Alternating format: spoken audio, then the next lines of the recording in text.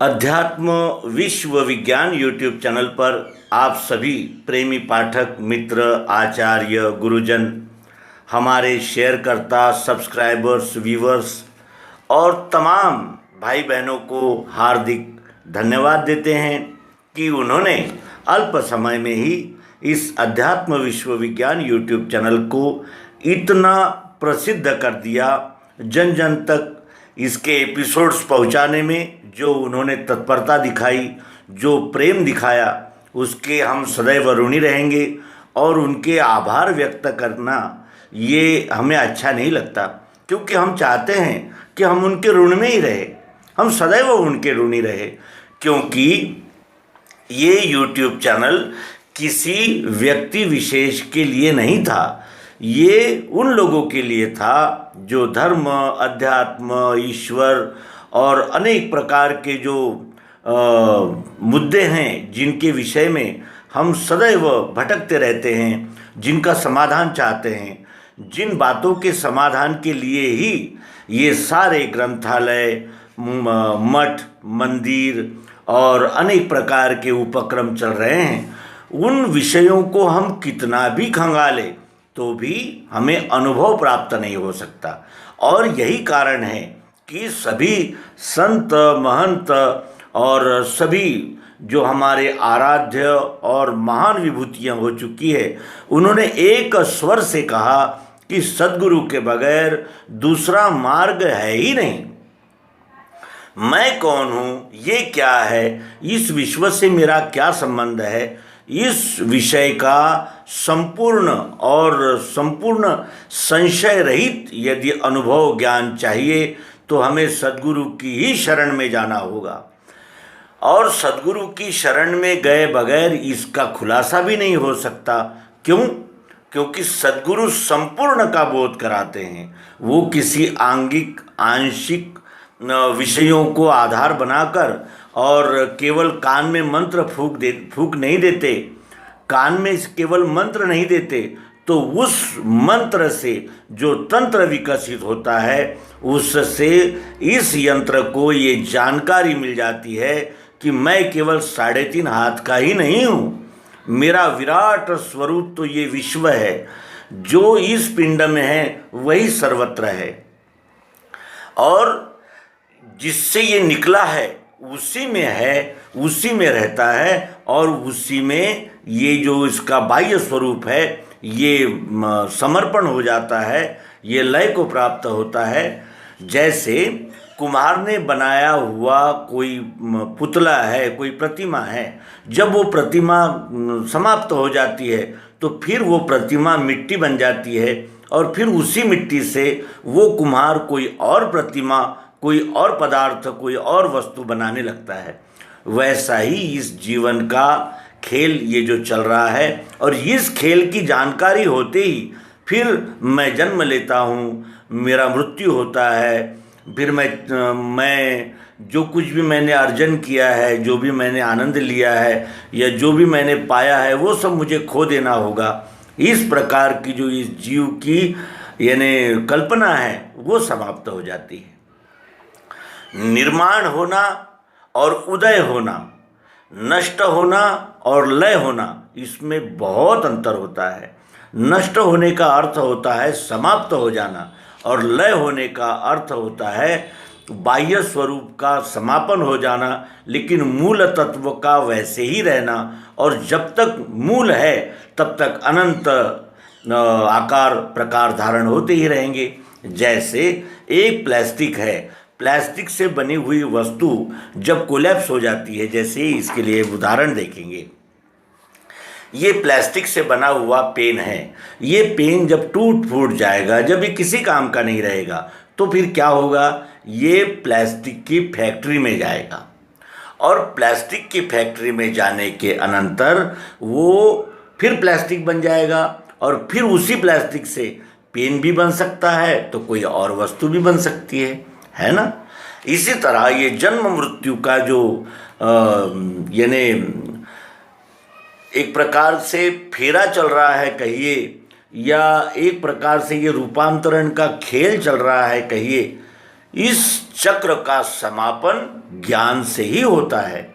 और ज्ञान ये ऐसा तेजस्वी तत्व इस मनुष्य जीवन में हमें सद्गुरु द्वारा प्राप्त होता है कि जिसको प्राप्त करते ही जो जैसा है वैसा यथार्थ, साक्षात और प्रत्यक्ष अनुभव होने लगता है। अब हमारे सभी अंधश्रद्धा और संशय, भ्रम, अंधानुकरण की प्रवृत्तियाँ, मानिंदियाँ सब कुछ समाप्त हो जाता है और ये जीव अपने स्वस्वरूप को जानकर आनंद मग्न हो जाता है। अब इसे कुछ भी पाना शेष नहीं रहा, क्योंकि ये जब तक अपने आप को इस विश्व से अलग मान रहा था तभी तक इसे कुछ पाने की, कुछ यानी अर्जन करने की इच्छा थी। लेकिन जब इसने जान लिया कि मैं ही तो सब कुछ हूँ, तो अब इसकी मनोकामनाएं सीमित हो गई है। अब केवल ये देह भरण, देह पोषण, ये तो नेचुरल है, ये तो उसे मिल ही रहा है। लेकिन जो उसकी कल्पना की उड़ान थी, जो उसे ऐसा लगता था, खाली खाली सा लगता था, अब वो नहीं लगता। क्यों? क्योंकि अब उसकी बुद्धि समत्व में स्थिर हो गई है। अब वो मैं ही, मेरा ही हाथ है, मैं और मेरा हाथ ये दो अलग नहीं है, ये जानने के बाद अब वो समाधान को प्राप्त होता है। और ये समाधान प्राप्त होते ही फिर जैसे कोई अगर चिंता मुक्त है और उसे अगर उन्मुक्त वातावरण मिल जाए तो फिर वो बांसुरी बजाने लगता है, गीत गाने लगता है, नृत्य करने लगता है, क्योंकि वो आत्मविभोर हो जाता है। और ऐसा आत्मविभोरता का अनुभव केवल अध्यात्म विज्ञान से ही प्राप्त हो सकता है। इसीलिए हम अपने मित्रों से बार बार अनुरोध करते हैं कि इस मनुष्य देह का समापन होने से पहले ही हमने इसका जो परम लाभ है स्वस्वरूप दर्शन, वो अवश्य ही उठाना चाहिए। और इस लाभ को उठाने के लिए सद्गुरु का मिलना अत्यंत आवश्यक होता है। सद्गुरु कब मिलते हैं? जब जैसे जमीन उस बीज को धारण करने के लिए उपयुक्त होती है, काश्तकार अपने जमीन को तैयार करता है तब फसल को बोता है।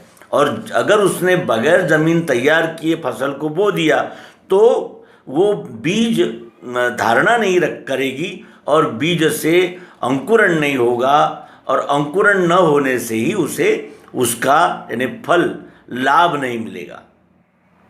वैसा ही इस मनुष्य जन्म का भी है।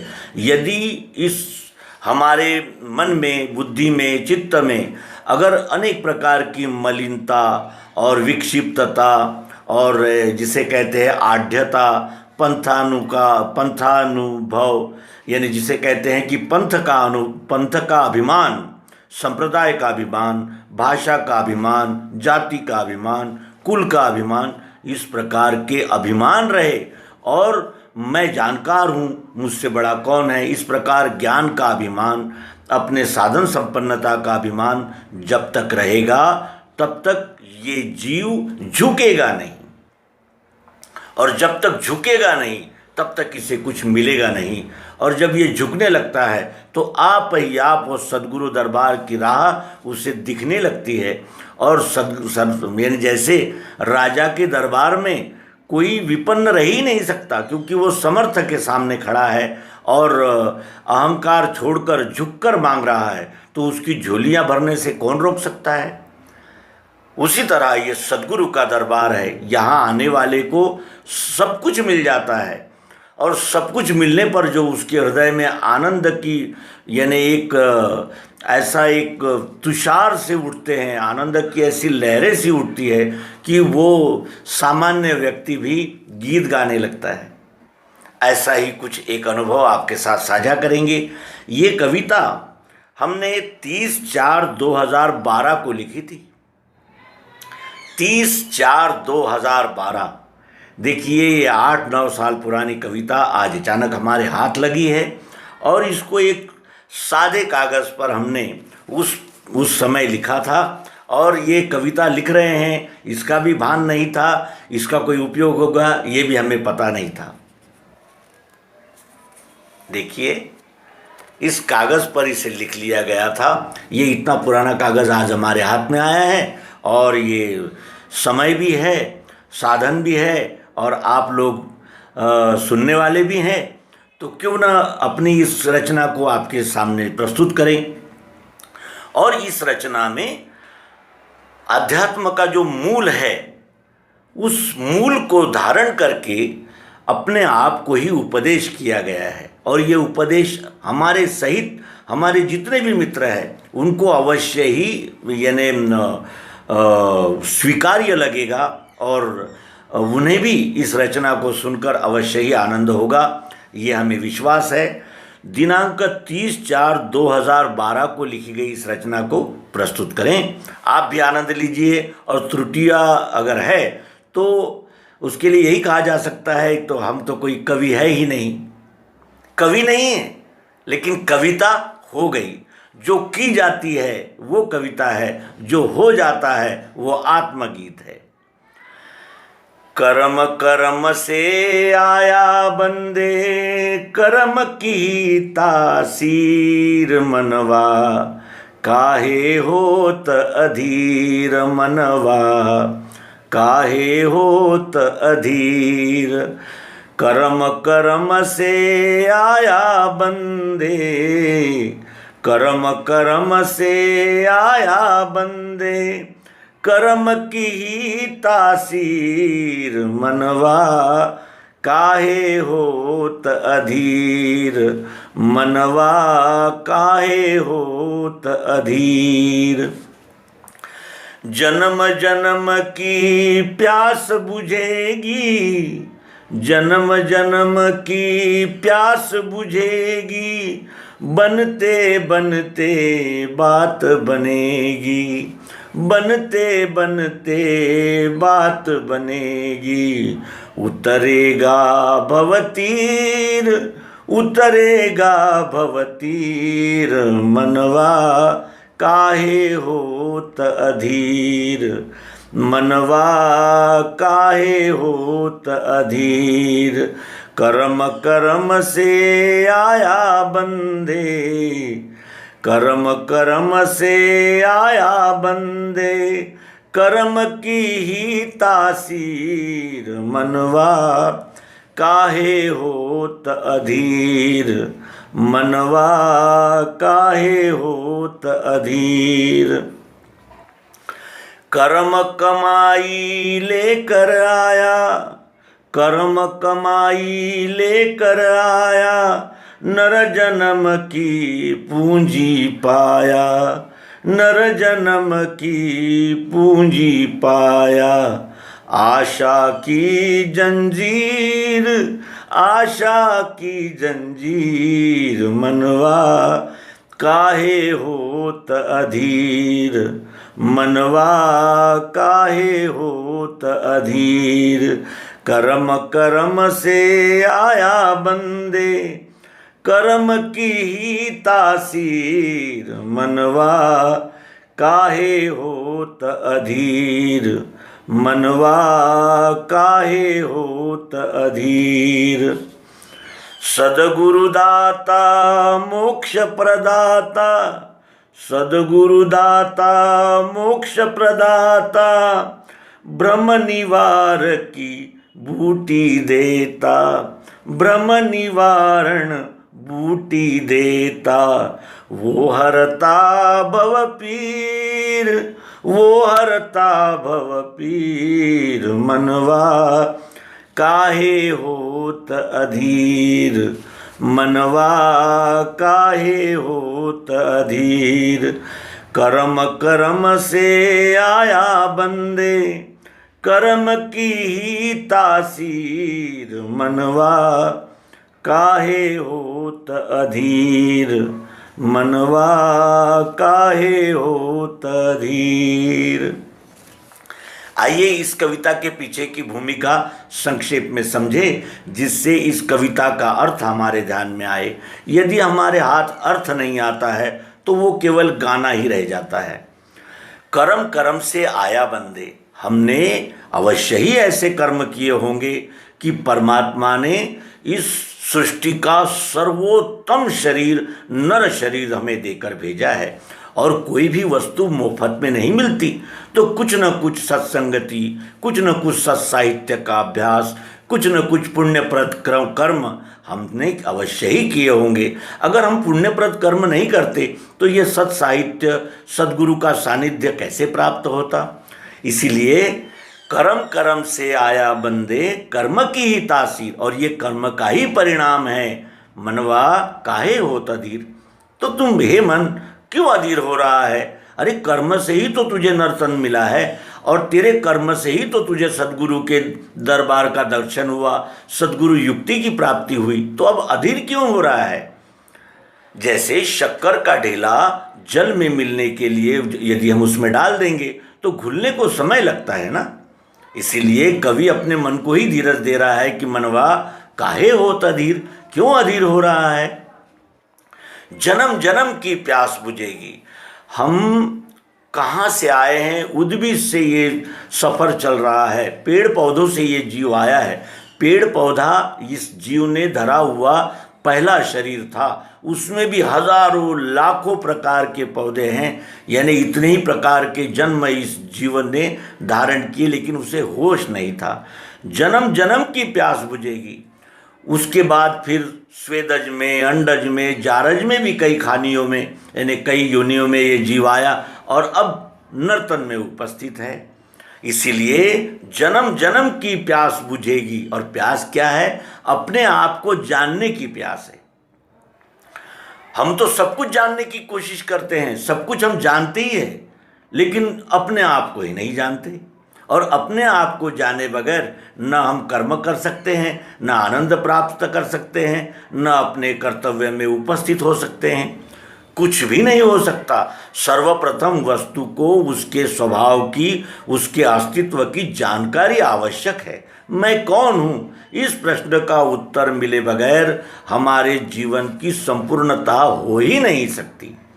इसीलिए कहा है कि जन्म जन्म की प्यास बुझेगी, बनते बनते बात बनेगी, उतरेगा भवतीर। इस विज्ञान नौका में, अध्यात्म विज्ञान की नौका में बैठे हैं तो भवतीर अवश्य ही मिलेगा।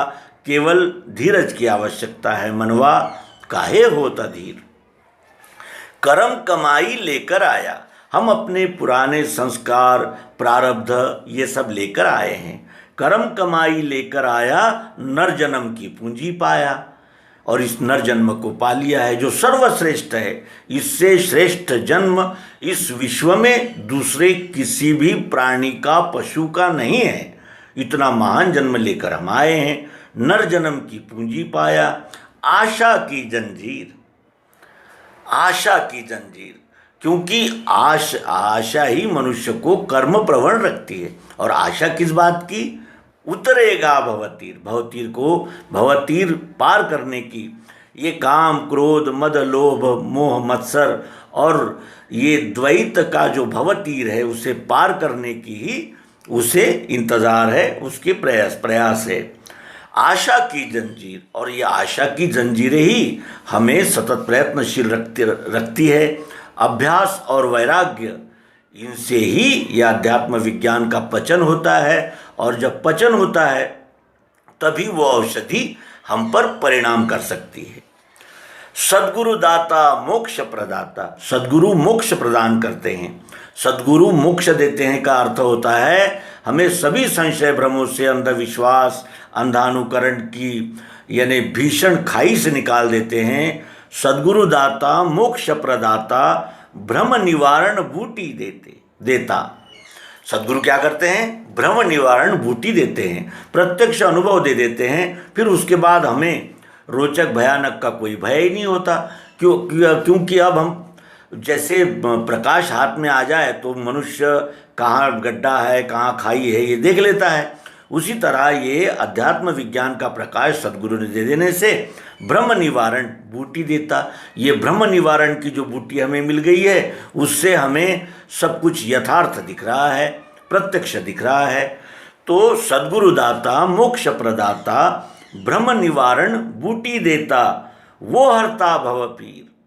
और वो जो बूटी है उससे ये जो इस जीव के पीछे अज्ञान, अंधश्रद्धा और द्वैत और अनेक प्रकार की कामनाओं का जो जाल है, काम क्रोध लोभ मोह मद मत्सर, ये जो सारे विकार इस जीव के साथ जुड़े हुए हैं, इन सब का समापन हो जाता है, ये सब रोग चले जाते हैं और हम निरोग हो जाते हैं। सद्गुरु दाता मोक्ष प्रदाता, ब्रह्म निवारण बूटी देता, वो हरता भव पीर, मनवा काहे होता धीर, मनवा काहे होता धीर। नर्मदे।